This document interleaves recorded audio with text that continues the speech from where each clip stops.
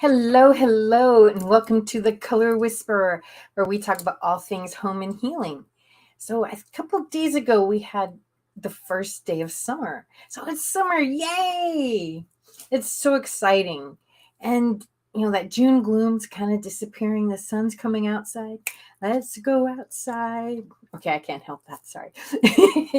But that's what we all feel like, right? It's just let's go outside, let's go enjoy the sun.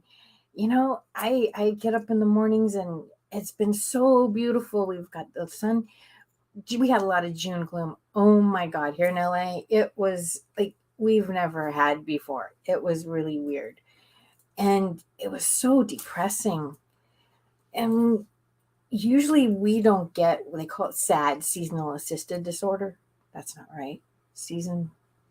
Yeah. Anyway, what it means is that you get sad when it gets dark and gloomy. So usually people that live in the northern areas, Alaska, places where they really don't see a lot of sun, they get this and they really just get depressed because they're not seeing the sun. And we need the sun. Remember, Superman needs the sun to recharge? Well, there's a Superman in all of us that needs the sun to recharge. And so you got to go outside. So when the sun disappears, it literally makes us sad. Yeah, You have something to say? we do have Nick, our photographer, here with us as well. Oh, So fantastic. join this and all. But I do have to tease you about a couple of things. One, we've been in the middle of a rainstorm for days. It's all part of that tropical storm, Brett, and all in that kind of way. So it's definitely been rainy and cloudy and torrential downpours. And sometimes that can be a negative feeling, but sometimes that rain can also be something that you enjoy. And I know sometimes even photographers enjoy, and maybe you and Nick can talk about that, taking pictures of rain environments and all in that space. And the other thing is that I was going to share with you is that I think it was Monday. I was coming back from work, and as I was coming back, I noticed, because I love my animals and everything, there was a rabbit, because there's a couple of rabbits that are stray around here, and I guess he was enjoying the weather because he was literally hopping down the bunny trail, to borrow that phrase at all along those lines. Because He's a little late. I think he'd come from one area that had plants, so he was like, he had a little snack there. Now he was going to go to another area and get another snack, and I didn't have to have my camera, so usually if I had my phone, I would have taken a picture of the nice little bunny, because that is a way that you can sometimes take some interesting pictures and all along those lines. But I didn't have to have my phone with me to get that quick shot. Maybe the bunny will appear again and I'll get the shot later, but I was going like, I really needed the shot of this. He's late for a very important date. All right, well, let's introduce Nick. Nick is an amazing photographer, and he really tells a story with his camera work. He's so beautiful about getting to the crux of the person or an item or a house. And what I love is working with him, because I've worked with a lot of photographers in the past, and not all photographers can get the story from the thing. And, oh, yes, I take pictures. I can take a picture of a house, but they can't. And so there's really a knack in being able to take a picture of something that's still and bringing it to life. So, Nick, welcome. Yeah, I'm going to welcome Nick, and I'm going to bounce out of here and everything, because definitely we got Nick in the background. You got a lovely picture of some people in the background in that virtual setting and all along those lines. So I'm going to let y'all have the conversation. By the way, Nick, as I turn you over to Jeanette, I have a friend that is in that house photography space as well here in Durham, North Carolina. He used to do sports photography and other kinds of event photography, but his wife is a real estate agent, so he got into that kind of house photography over the last several years. And Martin Freed totally enjoys it, and it definitely brings a different aspect of photography than what he used to do when he was doing event photography. But I may come on later and share some of my experiences with him, but I'll let you and Jeanette have the conversation, and I may pop back toward the end or whenever Jeanette needs my help, but I'm going to turn it over to her. Hey, Nick. Well, thank you, Mark. Hey, Jeanette, how are you doing? Wonderful. Now, you have a virtual screen there. So are you going to show us some of your work on there, or do you need to give me some emails? Let me see what I can. I've been battling with this, so I won't. Probably better if I don't try and play with the virtual screen. I got it working. Is there a way I can share a screen, or what's the best thing I can do? Send me some emails, or I'll text you Mark's email, and you can send it directly to him. Yep, you can do that, and at the same time, if you are familiar with StreamYard, you can also do shared screen. So where it says present, yeah, you can do. If you hit present, it'll say that you can share your screen on your computer, and then I will bring up whatever you're sharing. Give me a second, and I will pull up. Because I'll pull up Capture One, because then I've got all my images there.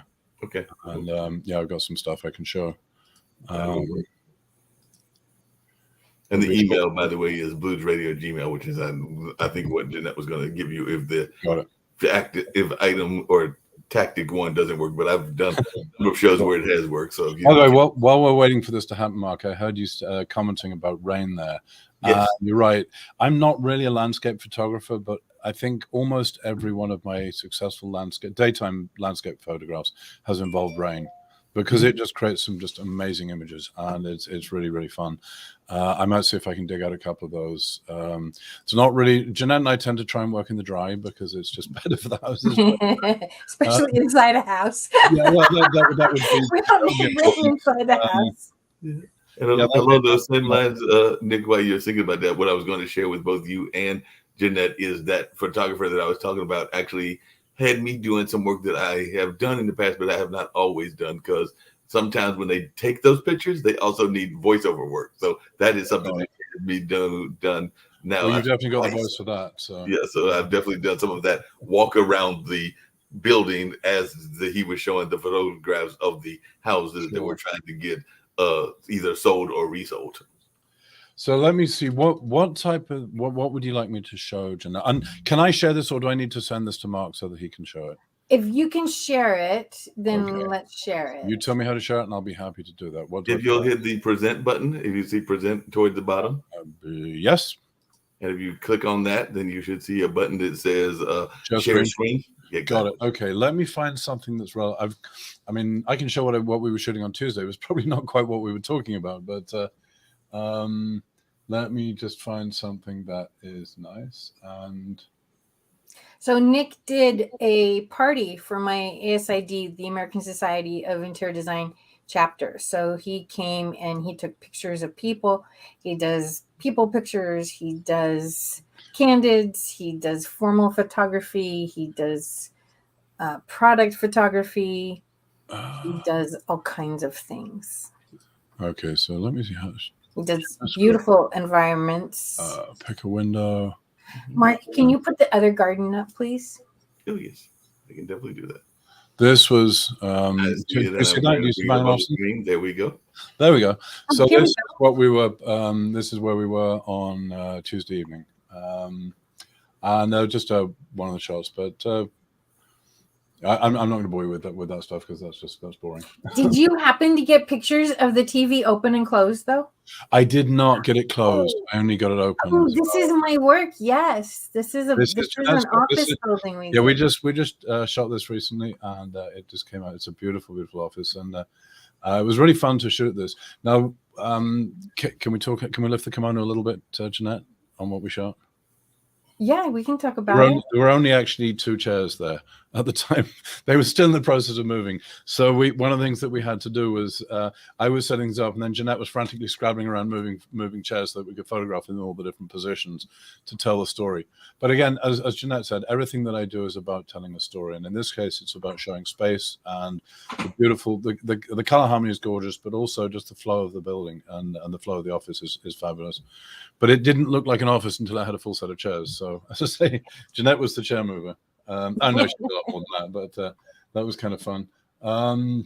There's a lot of tricks that you play, like the chairs. One of the things that is really I've learned over the years too with chairs, especially, is that the angle where you would be sitting them is not necessarily the angle they look best at in the picture, because the camera distorts the image.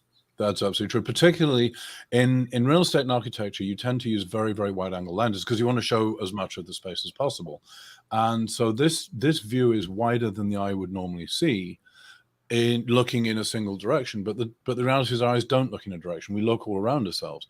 And so what the brain captures is a much wider view than what the eye actually sees. And so with this ultra wide lens, I can capture that, the view of someone standing here looking at the room, taking the whole room in.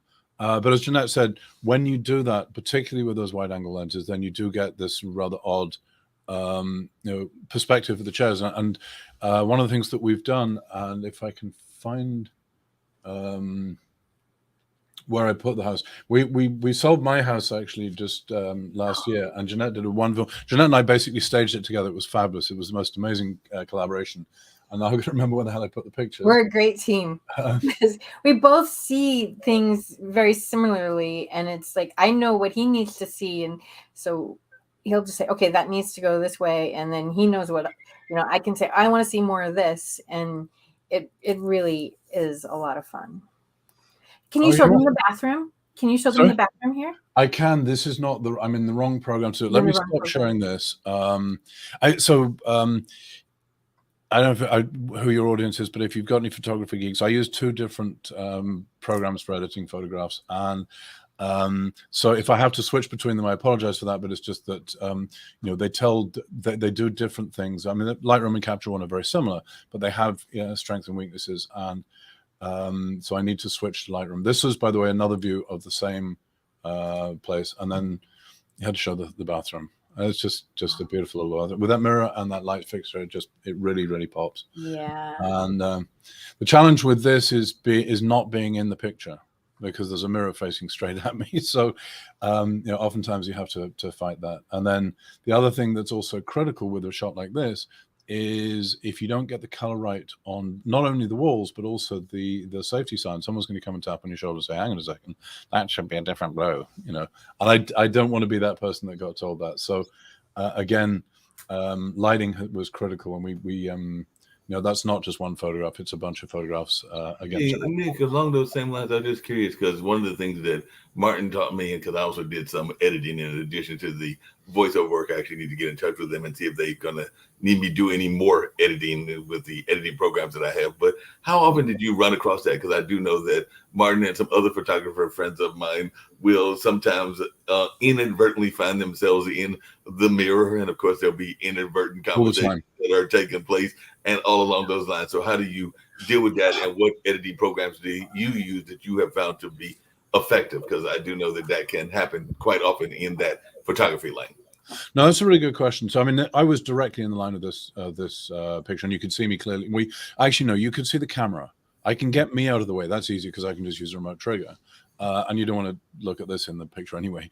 But getting the camera out is the hard part.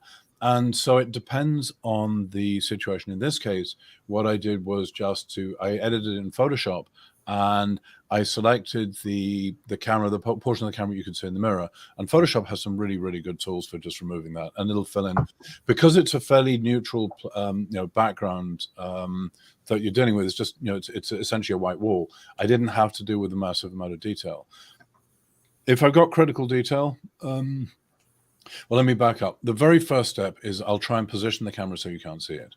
And that sometimes, if you look at real estate photography in particular, you'll notice that almost always when you see the shots of the bathroom, the camera perspective is totally different than it is for the rest of the house. Going back to the storytelling thing, one of the things that always puzzles realtors, the first thing I do when I step into a house is, not sure what I did there, but there we go. First thing I do when I step into a house is I will ask, what's the predominant ethnicity for this neighborhood? And the reason is because if it's, if it's predominantly a sort of, Nordic type of people who are 6'4", I'm going to raise the camera up here. Whereas if it's, predominantly, sort of older Asian people who are typically 5'4", I'm going to move the camera down so that what I'm representing is the eye line for the woman that's most likely to look at it. And let's face it, guys, we know that with the best one in the world, guys may pay the bills, but the ladies pick the house. They pick the decor, they pick everything. And there's actually, real, biological reason for that, which is that women tend to have far greater color perception than men. They have, I forget which is which out of the rods and cones, but one of them sees black and white in the dark really well, and the other one sees color but needs more light. And women have more of the color sensors and fewer of the black and white. Guys tend to have, and that's just evolution. And many men, and this is on the Y chromosome. Yep. But the color blindness. So when I'm dealing with couples, I deal with a lot of men that say, I can't see color. They don't really care. That's but great. They still, just because you can't see the color doesn't mean that you're not affected by it. Nope. In fact, years ago, when I first started in design, there was a very famous designer in LA who was colorblind. Yep. But he knew he could feel the colors, and he knew the shades of gray. He knew which shades of gray went with the other shades of gray. Right. But he was 100% colorblind. I've worked with photographers who are colorblind as well. And same thing, that they know the balance. Just occasionally, there was one in particular that I used to know on the East Coast, a friend of mine, and just occasionally he would say, Nick, is that blue or yellow? And that was his particular color blindness. And he, because the intensity of the color was the same, and he didn't know which one it was. And if it was going to be one, it wasn't going to work, and if it was the other, it would. But it was quite rare. Generally speaking, he had a pretty good idea of which was which, and yet had a very hard time distinguishing those two colors. Hey, Nick, just really quickly, I had alluded to it earlier, but when we go in and do photographs in houses, particularly there in LA, there is, and California, there is a lot of background noise and everything. So even when you're going into those spaces, how do you deal with that? And do you just accept that that's what's going to happen? Because a lot of times people might have their family over, their kids over, a number of other kinds of background noises that are going on, or do you just try to give them do that quiet on the set thing and hope that they're actually going to follow orders? Well, since I'm predominantly doing stills, the last time I checked, the still camera can't hear the sound, so I don't have to worry about the sound. For video, you're right, it's a problem. But again, for video, if you're doing real estate or architectural video, you're almost definitely not going to use the background noise from the environment anyway. You're going to have, as you said, you're going to have a voiceover, which can be recorded in a studio, or maybe recorded in the home, but in a quiet part of the home. One of the things I do on video, though, when recording anything, is I will record 30 seconds of what the room considers to be silence. It's called Foley. So basically, I'll sit there, get everyone to stand quietly, and I'll run the video recorder for 30 seconds. That gives me the latent background noise for the environment. And therefore, if ever there's a place where I've either got to take something out or there's a gap in the audio, I can put that in and fill it in. You don't get that sudden silence that is just so alien. Because the reality is there are very few places we stand which are truly, truly silent. And if you've ever stood in one, it's a very eerie feeling. A little bit of history. Years ago, I used to work for a hi-fi company, and we had the largest anechoic chamber in Europe. And this thing was big enough that you could probably fit 10 or 12 people into it. And if you've ever stood in one of those, an anechoic chamber has these great big I think they're glass fiber cones and shapes on the wall that absorb sound, so there are absolutely no echoes at all. It was also completely acoustically isolated from the rest of the world, and it was where we would test all the speakers.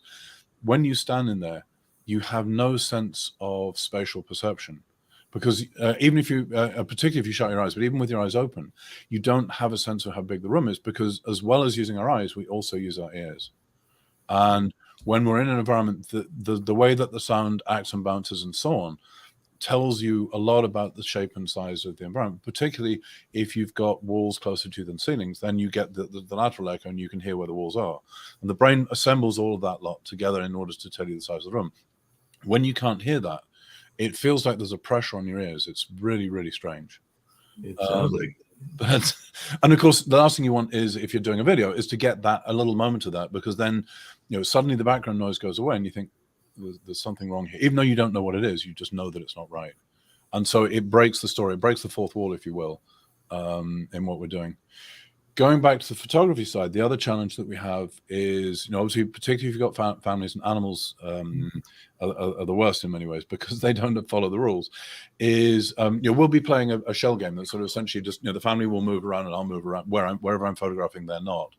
And we try and make sure, and I have to make sure that not only can I not see them in the room, but I can't see them through doorways, through windows, I can't see shadows, and so on. So you're always looking for what is it that's going to be out of place in this type of picture.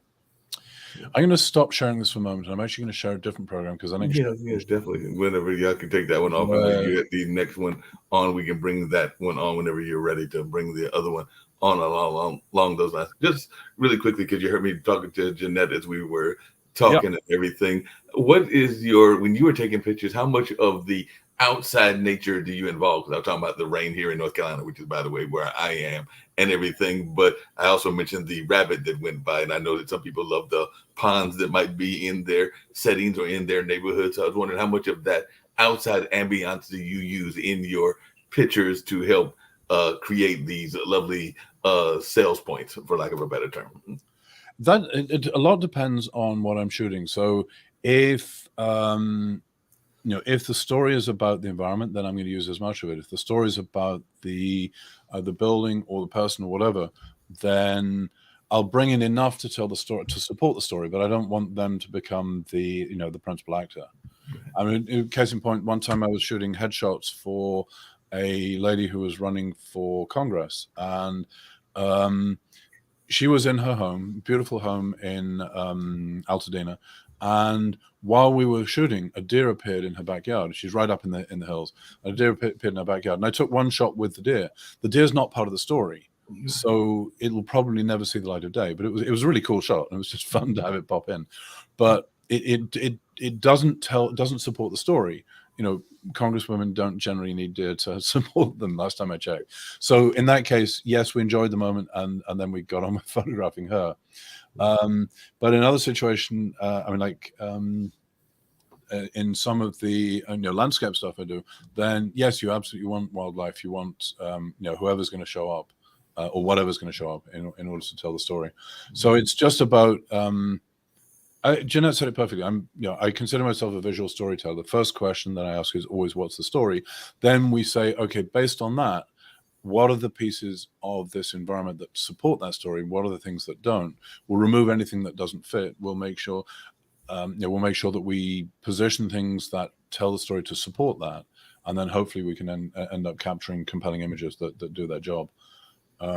Did you want that other video or other image up? Because I do see that you've got it on the screen if you want, so I can definitely bring that up. This is a style of photography called Lifestyle, and this young lady is a personal injury attorney. This office is actually her conference room in her office, and so here she's got this beautiful conference room. It's a very relaxing environment where you can, feel comfortable dealing with her in what is likely a very, very stressful situation. I mean, dealing with an attorney is probably never a happy thing, and particularly when it comes to things like personal injury. There's something bad has happened.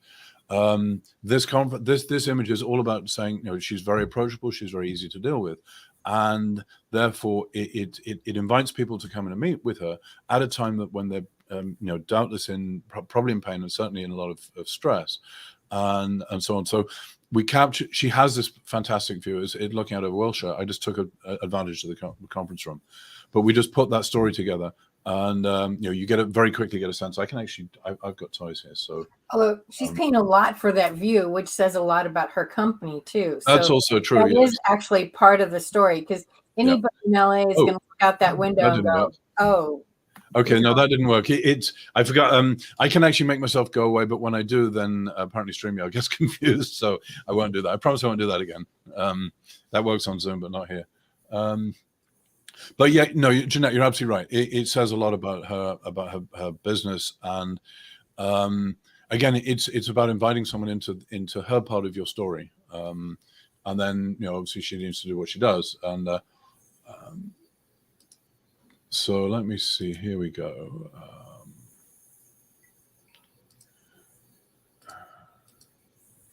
I'm hunting. Forgive me. I'm digging through my photographs. While you're digging, can you tell us what got you into photography? Maybe talk a little bit about your passion for photography in general. Sure. Yeah. I mean, I had a camera in my hand for as long as I can remember. When I was a kid, my dad had a beautiful Mamiya camera that he'd got when he was in the Navy, and he did some interesting work with periscope photography in submarines. And every so often we'd go somewhere and I would pick up the camera and take pictures, and I apparently took better pictures than anybody else with no training. So for my 18th birthday, my parents bought me a camera, and Dad was working with a commercial photographer for his business. So he asked the guy what was the best thing, and bought me this little camera. And from that day forwards, I've always had a camera in my hand. It just, it was a turning point for me. Through college, I was a pain. I mean, I would photograph everything. I was that guy that had a camera in everybody's face and everything's face, because and I wasn't alone. There were a few of us, and a couple of people took me under their wing and took me into the darkroom and taught me the joys of developing my own pictures. I'll be honest, I don't miss the chemicals, but there is a magical moment. And if you talk to any photographer who's ever done black and white photography, they'll use the same word. When you put the white sheet of paper into the tray, you're working this deep, deep red light, but the paper's not very sensitive, so you can work in that. You can see what you're doing. Color is different. That's just a pain. But you put the paper into the tray and you agitate it, and by magic, this white piece of paper turns into a photograph, and you see the image appear. And it's that moment is truly, truly special. That's the one thing I miss from the darkroom. You can keep all the chemicals and all the unknowledge and all the rest of that stuff, but I miss that moment. So the truth was, I enjoyed capturing it. I found I had a bit of a talent for doing things and capturing images and capturing views that other people didn't.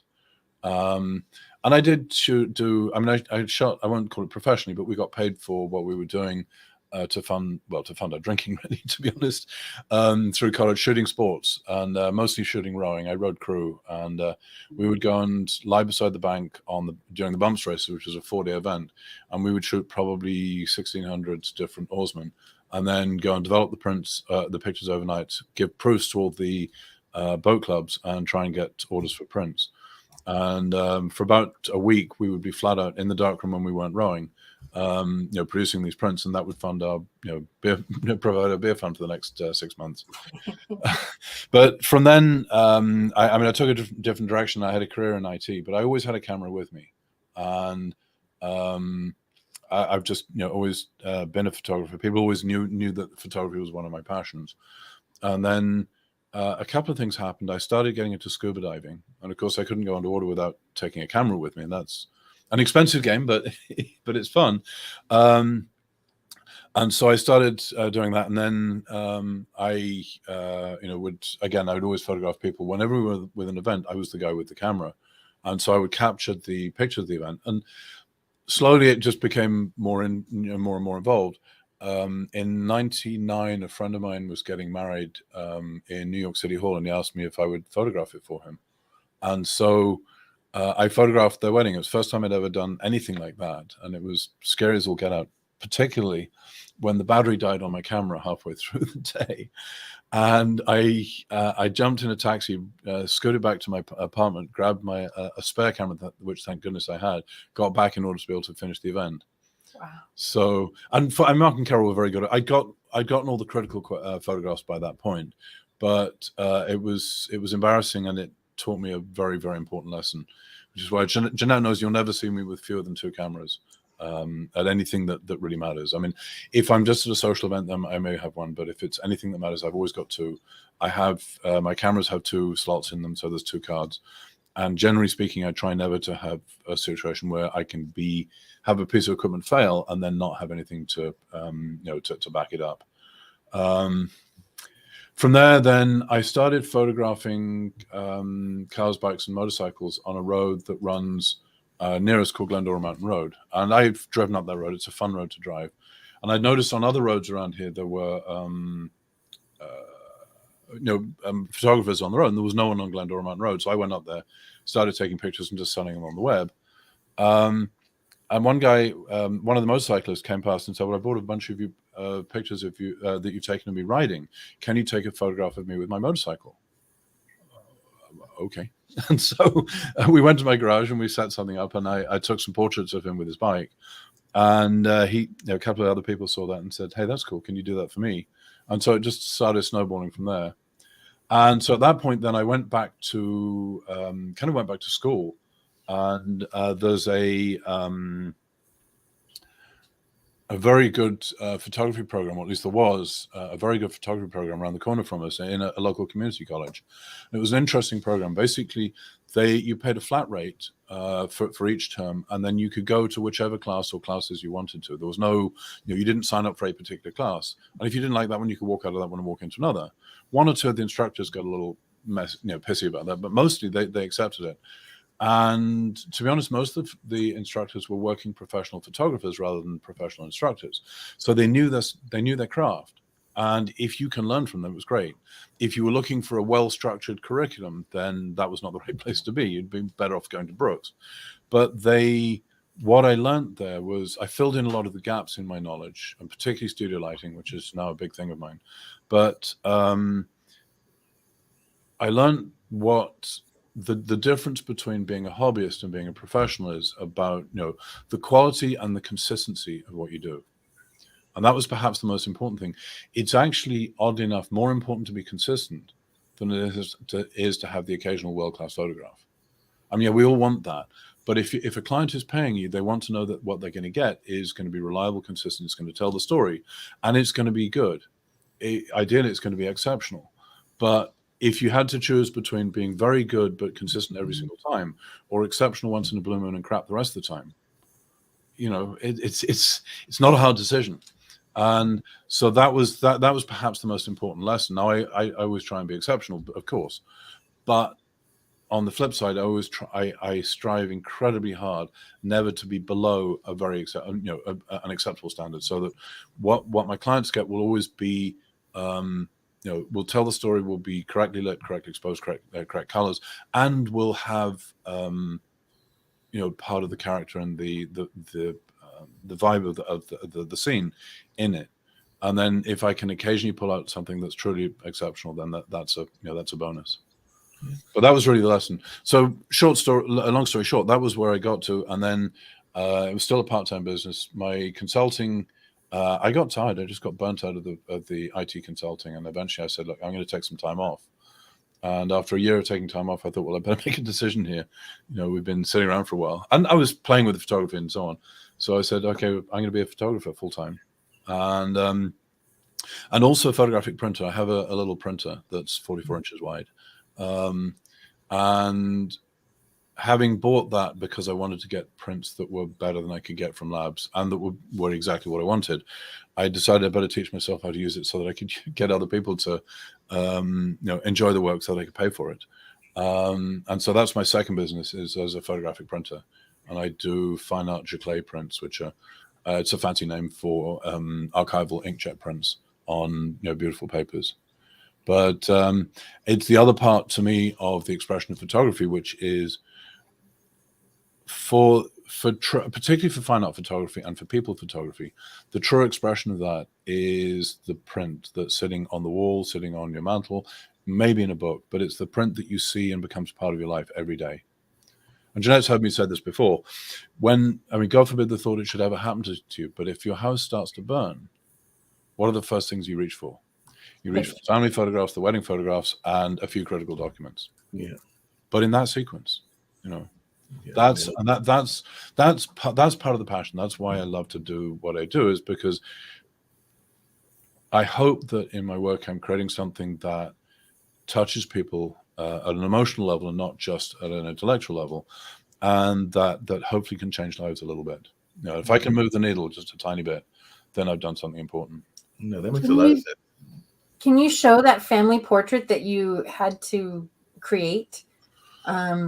Yes. Know which one I'm talking about? Yes, I do. Absolutely. Give me a moment or two because I've got to find it. While you're looking for that and everything, and definitely along the same lines, I was just wondering, because sometimes when I talk to friends of mine and we talk about photography and even the creative arts and all in that space, there is a fear that the phone has become a lovely tool. You heard me mention the fact that I didn't have the phone when that rabbit showed up and everything. It was actually here in the building and all in that space. But as a professional photographer, do you ever worry that photography has become such a popular activity that the truly professional photographers may be getting lost in the shuffle? Because you mentioned the difference between the hobbyists and the professionals and all along those lines, because it seems like everybody thinks that they are a photographer and that they can do it from their phone. And I'm not saying that that isn't the case, but that's not the same as the kind of equipment that you have as a professional photographer. So I'm just wondering your thoughts about that. That's a very, very good question. And I'm going to give two answers. One answer is yes, and the other answer is no. So let me explain the reason behind that. Once upon a time, Adobe and Ventura came up with a pair of desktop publishing programs, Adobe PageMaker and Ventura Publisher. I think you've probably got almost as many gray hairs as I do, so you probably remember those. Yes. And when those appeared, suddenly everybody became a designer. And they did their own brochures and they did their own posters, and they looked horrible. They're really powerful tools that nobody knew how to use. Roll the clock forwards, everybody has a very, very good camera in their hand. The modern cell phones, whether it's the iPhones or Samsungs or whatever, the cameras in them are really good, and they will take a great picture of whatever you pointed at. If you pointed at something that looks horrible, you're going to get what you get. So yes, everybody has the ability. They've got a great camera, and I always tell people the best camera is the one in your hand, because right now the one who's going to take a picture. But the truth is that you still have to have an eye, and you still have to know. You don't with the iPhone, you don't have to know how to use it. It will do 99% of the magic for a lot of photographs, not for everything, but it will do it for a lot of them. And if you've got a good eye, people take great pictures with them. Does that detract from my business? Yes, absolutely, because a lot of times people don't need a professional. If they've got someone who's got a half decent eye, they can get a bunch of pictures and they can get enough to capture the moment for events and parties and so on. All it does is it changes what we do. There are pictures that you can't take with an iPhone because the just the optics and the character of the device won't let you do that. Even if you can take the picture, there are pictures that are much better taken with another camera. But the truth is that it's not the camera that takes the picture; it's the person that takes the picture. And if I can see the scene, if I can see the lighting, and I can control that, I can still capture moments that most people won't get. And in fact, oftentimes with a cell phone, I'm sorry, I'm being slow. I'm still trying. I'm not doing a very good job of multitasking today, and I can't find that picture. I will try and find it. It's all right. I'll tell the story. So I mean, there was a shot that I took a while back, and that one I might be able to find quickly. That I just wanted to prove that you could take good pictures with an iPhone. So I did, and if I can find it, no, it's not there. Here we go. Jeanette, you didn't tell me we needed a million pictures in front of me. I thought we were talking, but no, my bad. It's okay. I'll keep talk. I mean, we don't have to. I just want you to showcase some of your work. That. Thank you. You know what? While you're looking for that picture and everything, you've mentioned it a couple of times. I don't know that everybody understands, and I know even on the live streams, because I'm one that is more into content than lighting sometimes, but lighting can be very important. So how important has lighting been in your own work, and is it something that you feel a lot of people don't really go into the notion of having their pictures taken or even having the work done with the understanding of lighting? Because my dad, by the way, is a photographer and a artist in other kind of realms as well, so I definitely have a understanding and a love for that, even though he got into it later in life because he's in his early 80s. Matter of fact, he just turned 83 like 4 days ago, because it was on the 20th of this month and everything. But definitely he's very much into lighting, and you've mentioned it a couple of times. Yeah, absolutely. Lighting's everything. I mean, without light, we just have a blank screen, a blank picture. So yeah, lighting is everything, and it's not just lighting; it's also lighting and lack of lighting or shadow. And if you don't have shadows in a picture, then it looks flat. As I said, the first question I always ask is, what's the story? The second question is, you look for the light. And particularly if you're shooting with available light, and Jeanette's seen me do this, I'll look at the light and I'll sort of move around just to try and see where the light's coming from, what the characteristic of is. Is it very harsh light, like from the direct sun, or is it nice and soft because you've got some slight overcast, or you've got shadows or reflections? What's the color of the light? Particularly for architecture and real estate, that's critical. And the hardest part is most homes don't have consistent light color. And if you, I'm going to ruin a home for you now. I'm sorry, but That's next all time right. you go into a house, take a look at 10 light bulbs, and you'll see almost like definitely you'll see 3 or 4 different colors. Sometimes you'll see 10 different colors. Very occasionally, if it's a house that's been modern and you're recently renovated and decorated, then you'll probably see consistent lighting color. But if it's a house that's been around for a while, people change a bulb. They grab a bulb off the shelf. They don't look for the same color temperature. They don't look for the same manufacturer. So the lighting is different. And it's not just the color of the bulb. Now it's all the light that's then falling on things. So when you then look at the scene and you look at, you've got a piece of, let's say you've got a piece of furniture that's supposed to be a nice neutral gray. If you actually look at it, you'll see that on one side it's looking almost, sort of a yellowy color. On the other side, it's almost blue, because you've got daylight coming in on one side, and you've got the very, very warm incandescent lighting or incandescent balanced LED on the other side, and they're completely different colors. And yet our eye knows that it's gray. And so the brain corrects it back to being gray in that scene, because we can see the color of the light, and therefore we correct for it. When you put it into a photograph and you take away the external cues of the light coming in from the window and the light coming from the light, then now you don't do that. So I spend a lot of time in architecture in particular, correcting for that in 2 ways. And this is back to what we were saying about the original photograph I showed. In that photograph, there were probably at least 20 different pictures that we took, because we first of all set up the scene and we decided what the story was. We agreed on the scene. Then we took a series of photographs with just using the available light, with Jeanette playing musical chairs. And then I took a series of photographs with a strobe, and I walked around the room with a flash, illuminating all the different parts of the room with the flash, because by bringing my own light that was much brighter than the ambient light, I could make sure that I could then capture the true color of everything. So I used the intensity of the ambient light to be able to show how the lighting patterns work, because how Jeanette's lit it with the skylights and so on is a critical part of how that room actually looks. But the colors of the lights are not the story. And so I then got used the flash to go back to the correct colors of the walls and the furniture and so on. And that's one of the things. It's a technique called flambient, where you're mixing ambient light with flash. But the majority of real estate photographers do it because it's the way that you can then tell the story that is consistent to what the brain sees, not necessarily exactly what the camera would capture on a single image.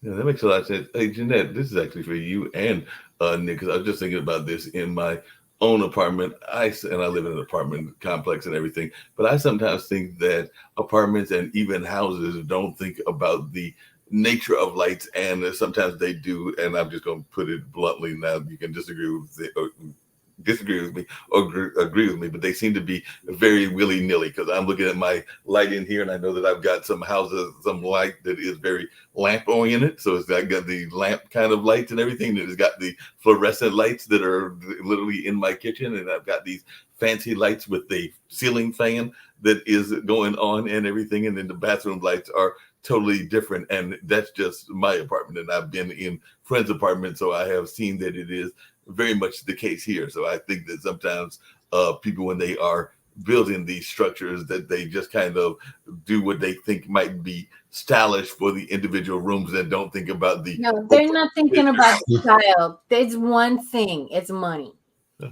Builders, when they're building on that scale, it's one thing, and it's money. What's the cheapest, most efficient thing to put up?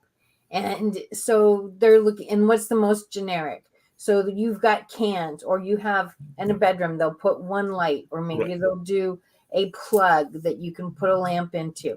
But no, they're not thinking. And if they just do the plug, then they don't have to furnish the light bulb. They don't have to furnish the light fixture.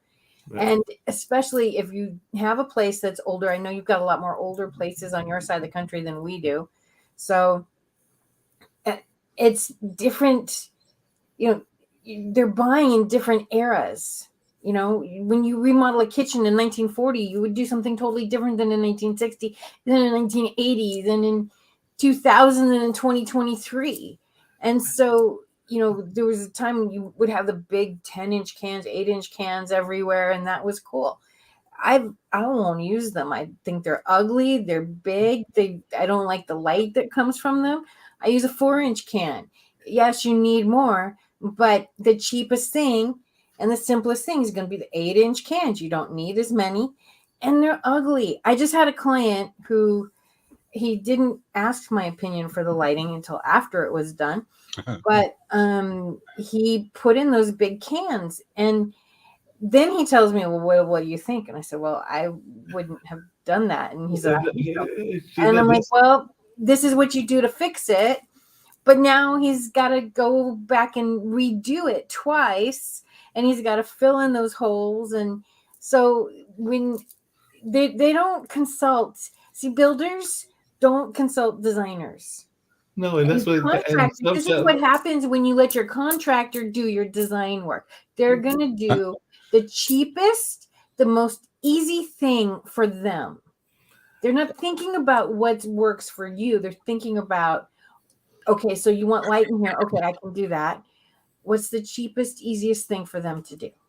And along those same lines, I sometimes wonder if they don't try to modernize it because they're being pressured. Because, like I said, the kitchen light is literally fluorescent, and it is something that they designed later because it is an older apartment complex. I don't know how old it is, but it's definitely a complex that has been here for several decades and all in that space, maybe 40 or 50 years. Of course, they've got different buildings that have come up during this time, and they've changed the door color. I think one time we were doing a show and I told you that they were painting the door on the outside and everything, but for the entire complex. But I do sometimes think that they do things because they are being pressured to do it. So I'm thinking that this fluorescent light is a more recent thing because they were told that that was going to be more energy efficient for them as a apartment complex and as a unit. So they stuck the fluorescent light up in there in the kitchen, and they probably stuck it in a variety of the complexes. So I think that they sometimes do what they feel will be cost effective in that sense.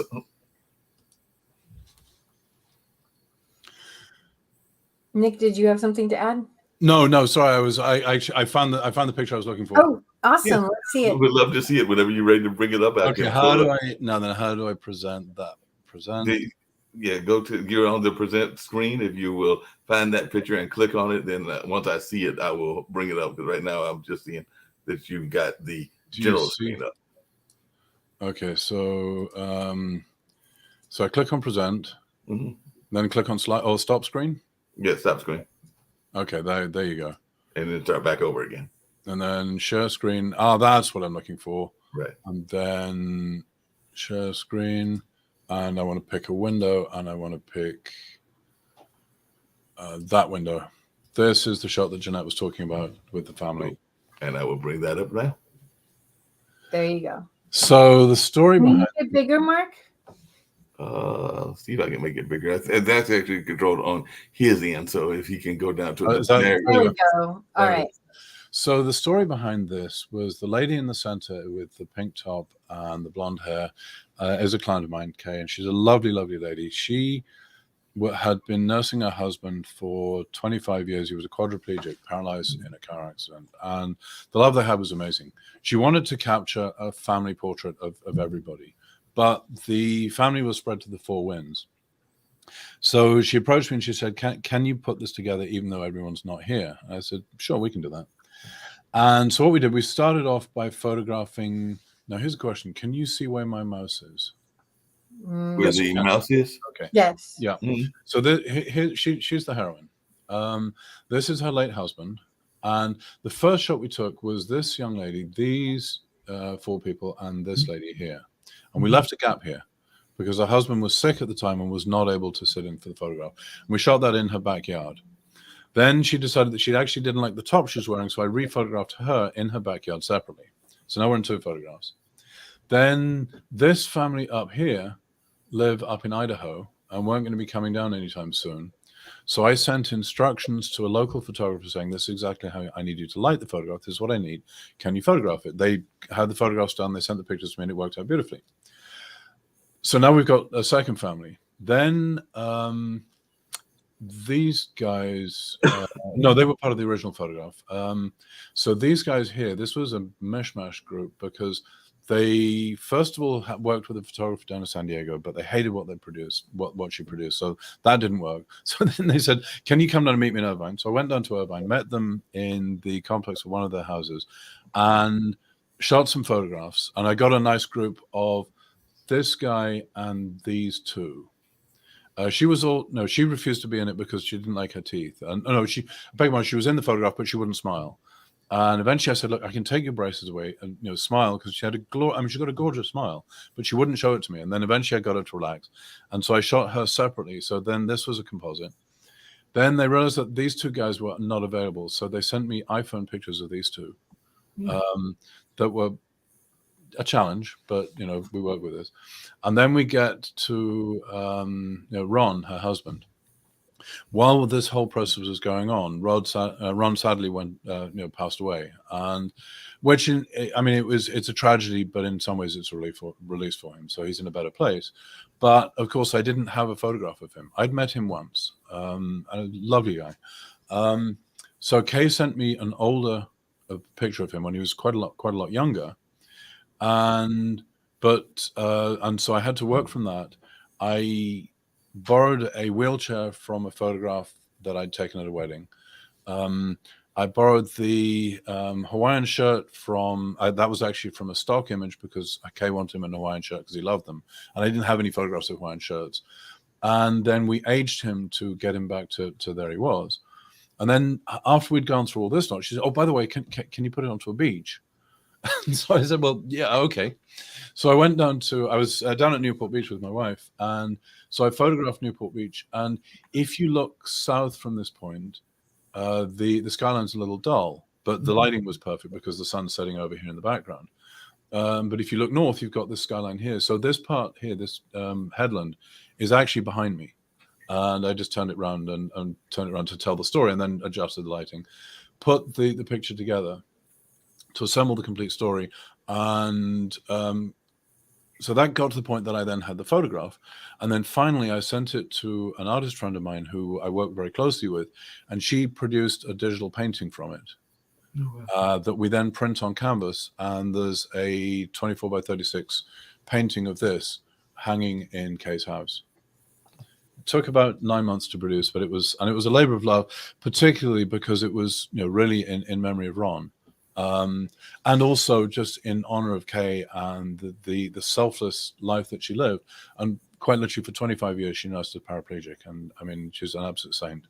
So it was a really fun piece of work to do, and I enjoyed it, and I think the result was quite nice. So it looks amazing and everything. How often do you mentioned the lady that had the braces and everything, and the fact that he was paraplegic, but how often do you run into your photography work folks that are wanting that better image of themselves, like when they were younger, or maybe they're in a handicapped space and they don't necessarily want to accentuate that in their life and everything? So I was wondering, how often is that something that you run across, and how do you diplomatically deal with that? Almost not every time, but most time, a lot of the time when someone asks me, and they always say, "Can you make me look younger? Can you make me look slimmer?" I said, "Absolutely. I charge by the year. I charge by the pound." They just laugh and immediately goes away. I mean, it's that quick. But it's because we just make fun of it. And once we've gone past that, then we get into the serious business, which is posing. And someone is, we're all a certain shape. We can't or shouldn't try and change that. I mean, yes, we can change it through diet and exercise and all the rest of that stuff. But in a photograph, I want to tell an honest story, but I want to tell the best version of the honest story. And an awful lot of that I can do through posing. And Jeanette's been through this with me, and it's the positions I have you standing in don't necessarily feel comfortable or even natural, but they're ones that they tell the story. And so we'll start. I have little exercises to get people to relax, because everyone's always stiff and they're like this, so you have to get them to relax. But then after that, I'll have you doing pulling your chin up, moving stuff, changing the angles. I direct people with my finger, so I say, follow my finger with your nose, and I'll do this, and someone will move their eyes. I say, no, last time I checked, if you move your nose, the rest of your head moves. And so we get there. Now I can direct that. I can put the head wherever it needs to be. And the same with the body. And by posing people, you can at least show their body at the best. There are little tricks. I mean, one that I always say, I've never met a woman who wants her arms to look thicker. Well, actually, now I have, but that's a separate story. But if you, with guys, I'm going to stand up for a second. One of the things that we do is we squidge our arm in like that and pull it back. Yeah, there you go. And it gives us guns. And it's cheating, but it's a good way to get guns. If you're a lady, last time I checked, unless you're a bodybuilder, what you do is you pull your arm half an inch away from the body, and the arm gets half the size. Right. If you can further relax it a little bit, then the biceps gets a bit smaller, but typically a little bit of tension actually helps to shape the arm. But you want just the little tricks like that, little tricks like lifting the chin, pulling it forward slightly will just help sort all this, this out and so on. Leaning slightly forwards from the waist makes you look like you're standing up, because most of the time we actually lean back, and I need you to lean forwards, because I'm probably got the camera slightly below eye level. And even if I don't, because we naturally, lean back, and you sort of sit back like this. And if I lean in, then it creates engagement, it creates connection with the photograph. And so once I've gone through all that, I'm going to capture the best version of you that I can with the lighting, with the environment. Then when it comes to post, I tell people anything that won't be there in 2 weeks, I'll remove. So skin blemishes, if you cut yourself, shaving, so extraneous hairs and so on, lint on the clothes, I take all that out. I do soften the skin particularly for women. Guys, not so much, because you typically want that slightly more rugged look. But for ladies, I'll soften the skin, and what it's doing is it's softening the shadows. And the light. The reality is, we never see a face that's stationary unless someone's dead. Everything is moving, and so the shadows that we have, even newborns have shadows and have creases. You don't notice them because they're moving. And so what I'm doing is lightening the image back to the point that you can see the view of the person that you would expect to see, and not the view that the camera captured in that fraction of a second. No, as you were talking, two things were crossing my mind. One, I was thinking about photographs that I've had, including those from Martin, because we do a event called Road to the Apollo, where we take winners up to the legendary Apollo Theater and all in that space, right, and to perform up there. But there's a competition here in North Carolina. But oftentimes when he will take the pictures, I have a bald spot, and I will see that bald spot and be like, that's not what I wanted at that particular time, and everything in that particular shot, because it is not the part of the imagery that I want, even though I know that it is part of my life and all in that space. But it's that vanity moment. And I was also thinking about my aunt that recently passed, and she passed after having fought MS, and I was going like, the images that I enjoy of her are when she was more vibrant, not in her latter days and all in that space. But that's where you're talking about grabbing pictures. If I was, and I don't have a lot of her around the family, but mom does and my aunt does. And if something was happening to her house, I would probably be grabbing those pictures of her, say 20 to 30 years ago, when she was very much the vibrant educator and not in her latter years. No, I get it, and you're right. I mean, oftentimes you pick the view of someone that tells the story at its best, but and some of that, I mean, things like bald spots and so on, you just reposition the camera. The other thing I do is people's faces shine. I mean, you can see it here. I'm shining because I've got a light above me. That I will take out. I mean, if I'm doing a portrait session, I'll typically have paper towel around, so you can just sort of, and that'll help a little bit. I know some photographers have powder. I haven't got to that point, but I probably will actually start carrying powder just again to. But the reality is, I can fix it in post. So I'm going to take the shine off the top of the nose. I'm going to take the shine off of here.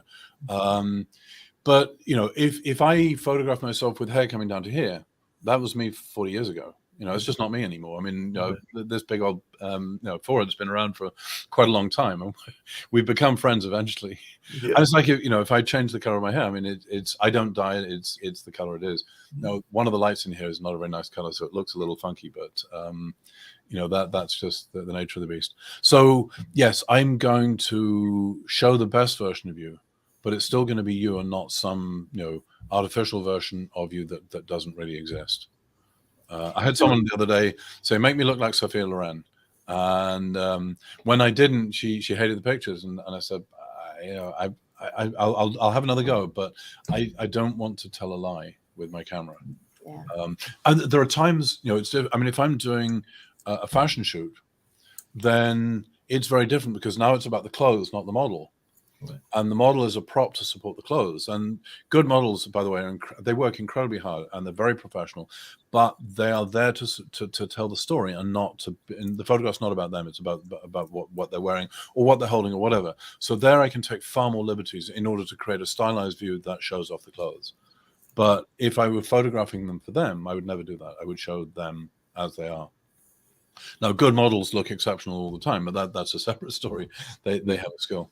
I found there's a set of shots I want to just quickly step through. Going back to real estate, we do need to wrap up, so go ahead and do it, and I want to make sure we know where to find you. Oh, Right. This is your house. Yes. So this is my house, and I thought it was a chance to show some of the stuff that we do.